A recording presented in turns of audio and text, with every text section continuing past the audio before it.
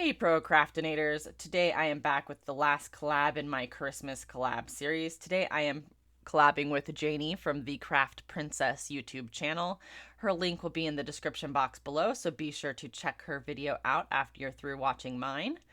Today we are doing embossing powder techniques, and I have 3 for you today for this one card. Yes, that's right, 3. So let's get started.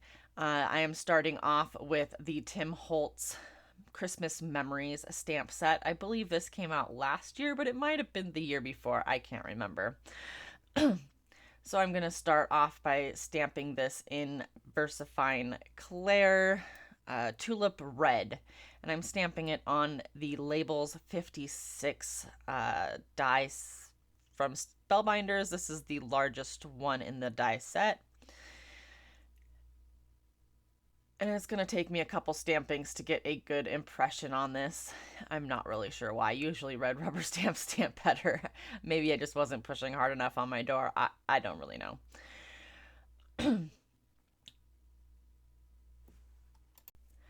So I'm going to say right off the bat, this card did not turn out the way that I had planned it in my head.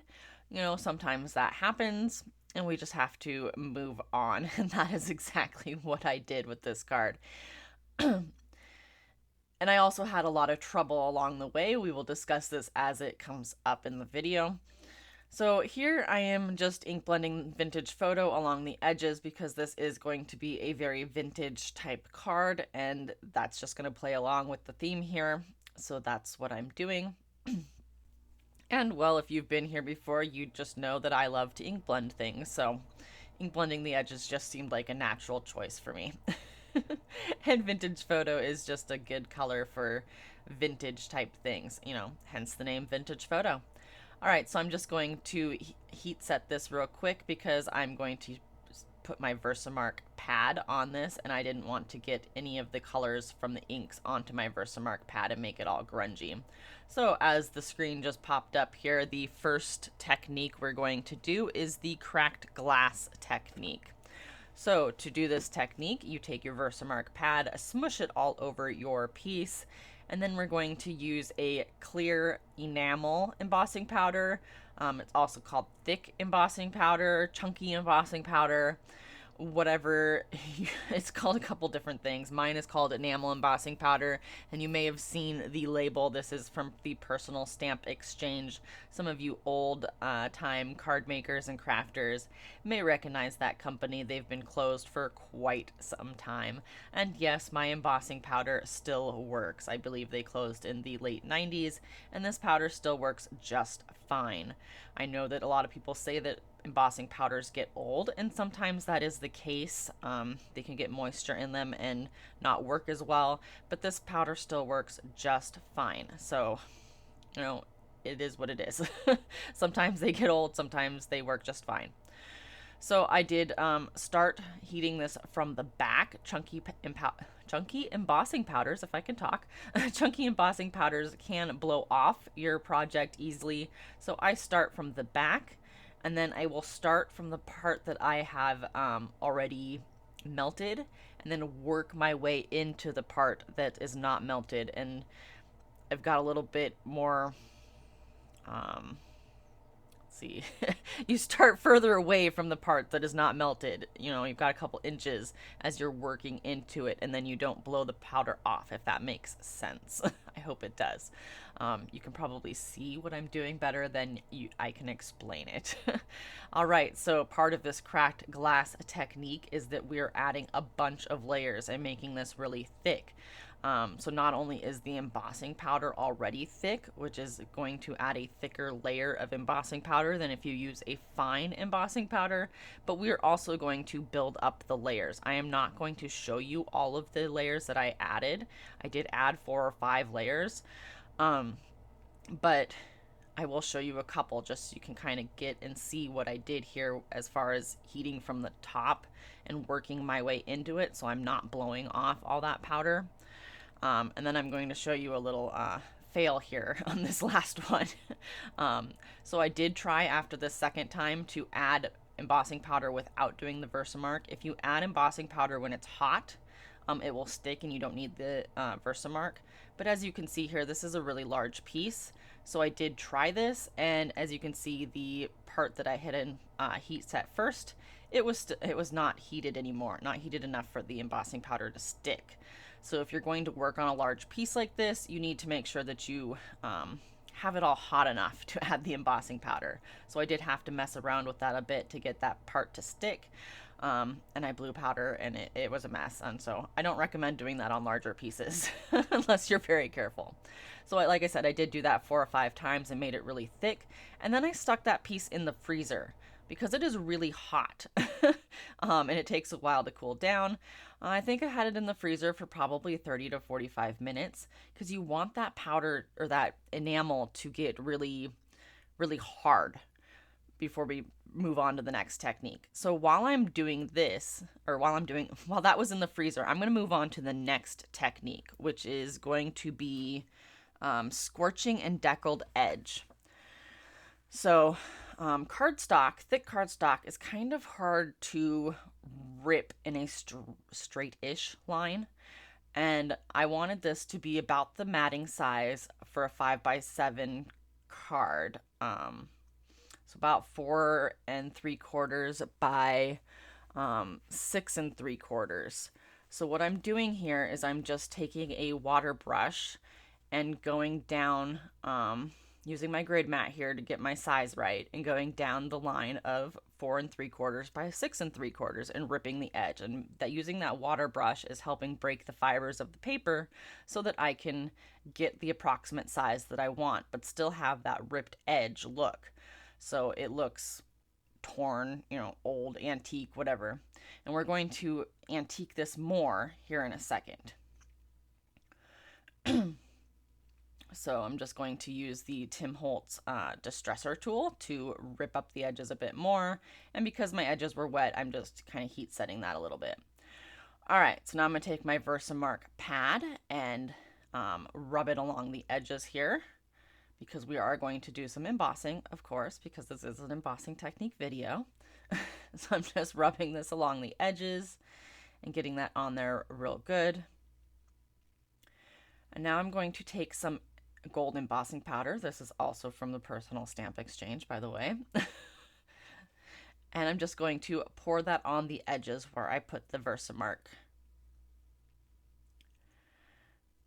And get that covered. And I did not use an anti-static powder tool here. And the reasoning for that is because I want this to look messy. So I don't mind that the powder is sticking in the middle there a little bit. I am going to brush some of that away, but I'm not going to brush it all away. I want it to look messy. So I'm just going to take care of this extra powder here so I don't make a mess with it, because I am known to do that.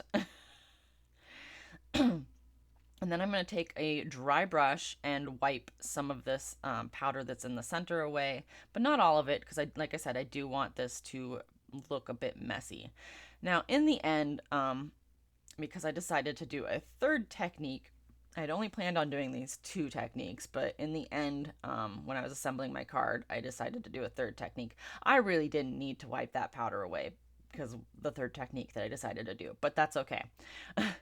But if you have stray embossing powder, you can always use a dry brush to wipe that away. So I was just showing you there how I left some messy parts. And now I'm going to take my heat tool, and I'm actually going to purposely scorch this embossing powder. Normally, we don't want to do that because we want it to be smooth and nice looking. But I'm going to purposely scorch this because it's going to look more antiqued when I scorch it. And it's because my paper is already ripped. The ripped paper where it's like torn and the fibers of the paper are showing, this is actually going to give it more texture when I scorch it. And I'm showing you here how it looks, and I think that looks really cool. I've never actually done this on ripped paper before. I've accidentally scorched embossing powder before, but I think it looks really cool. All right, so then I go get my piece out of the freezer, and I'm like, wow, I'm an overachiever. I cracked this where I didn't want it to crack.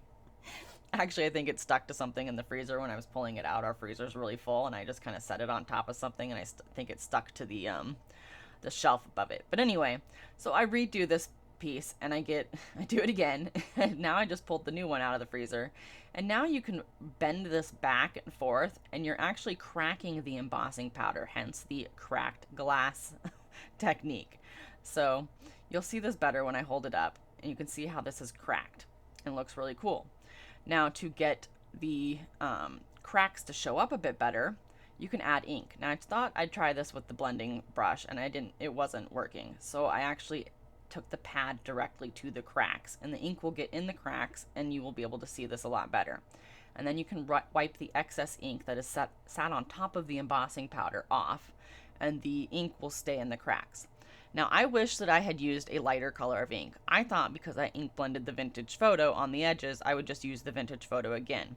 But because I had to take the pad directly to the cracks, it was actually way darker than I had anticipated because taking the ink directly to the item, it's going to be darker. So I wish I had used lighter ink, but that's all right. You know, live and learn. So while I'd been waiting for that stuff, while I'd been waiting for the piece in the freezer to set, I had cut out some extras of this label 56. I believe I cut it 4 times because I wanted some dimension to my project.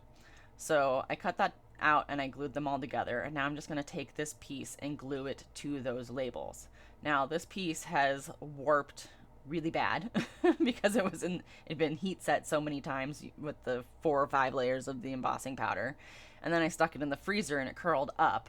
So we've got to use quite a bit of glue here to glue it down. Plus going to use something heavy to hold it down while the glue dries. So yeah, just be aware of that because the embossing powder is so thick it's going to want to keep curling up. I did have to go in with a little piece of scrap paper and kind of get the edges down, add more glue and push the edges down a little bit more, but I did that off camera. All right, so then I decide I'm going to take my main focal point here and add it to the antiqued piece, the antiqued and scorched piece that we did while that was in the freezer. And just going to glue this straight down. And when I did, I looked at it and I really did not like this. But I have already spent so much time on this and Janie is waiting for me to get this video done. So there was no way I was starting all over again. So I take a picture of it and I send it to my friend Renee because this is what I do when I hate my projects. And she says that I should splatter some gold embossing powder on those edges. She thinks that would make it look better. But VersaMark doesn't really splatter. So I decide I'm going to emboss with water. I've heard people could do this, so I'm going to do it. So I take my fan brush here and I have a little puddle of water on my glass mat and I am just splattering the water in the corners here. And then we're going to add some more of that gold embossing powder from the personal stamp exchange that I used around the edges. Now, just keep in mind that the water is going to dry pretty quickly because they're just tiny little splatters. So I did have to do this twice. I'm not going to show that because it's pretty self-explanatory, but I did have to splatter the water twice because I didn't get enough. The first corners that I did started to dry before before I got the powder on there, but I'm just going to tell you that I did it twice. Excuse me. So just going to pour that on there and it will stick just like it does with VersaMark. It's going to stick just fine. The only thing that I'm going to caution you on is when we do the heat setting, and I will show you this, is I heat set it from the back because I was afraid that the powder would blow off because it's not going to stick like VersaMark does. So I do recommend heat setting from the back, which I did do until it was heat set. And then I went from the front too because I scorched the embossing powder around the edges. So I'm going to scorch the embossing powder on the front as well. Of course, if you don't want to scorch your embossing powder, you definitely don't have to. But because I had already scorched the embossing powder on the edges, I decided I wanted it to match. So we're going to scorch that as well, just to make it match. All right, so that is going to finish up my card for today. I just mounted it on a 5x7 white card base. I did not put a sentiment on this because I really really wasn't sure where to put the sentiment on this. I didn't want to cover anything up completely. I didn't think a sentiment would stick to that embossing powder piece, this focal point. And then I didn't stamp the inside because a lot of times when I do my Christmas cards, I stamp them all at once instead of stamping individually most of the time. So that finishes up my card for today. Please remember to go check out Janie's video. She's probably got a great project for you today. And as always, have a great day.